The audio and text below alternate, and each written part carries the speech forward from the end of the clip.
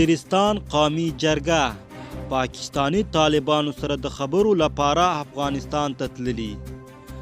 سرچینو بی بی سی ته تایید کړه چې د شمالي وزیرستان او سویلي وزیرستان د قبایلي مشرانو دوه جرګې په دې وروستیو ورځو کې افغانستان ته تللي او هلته یې د پاکستانی طالبانو له مشرانو سره کتلي دي.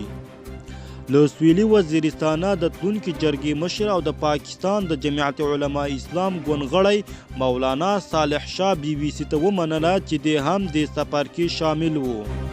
نوموړي نور جزئیات ورنه کړل چې د افغانستان کوم ولایت ته سفر کړی وو او هلته یې د پاکستانی طالبانو له کوم غړي یا مشر سره لیدلی دي.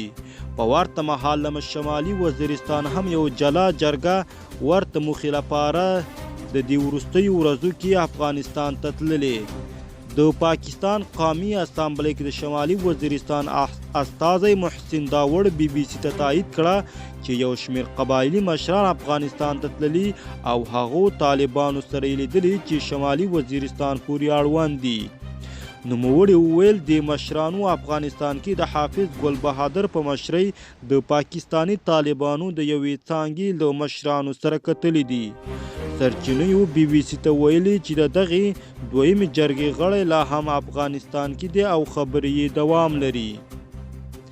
بی بی سی بیا هڅه وکړه چې په دې اړه د افغان طالبانو غبرګون یا وضاحت ترلاسه کړي، خو د دې ډلې ویاندویانو لا په دې اړه ځواب نه دی ویلی.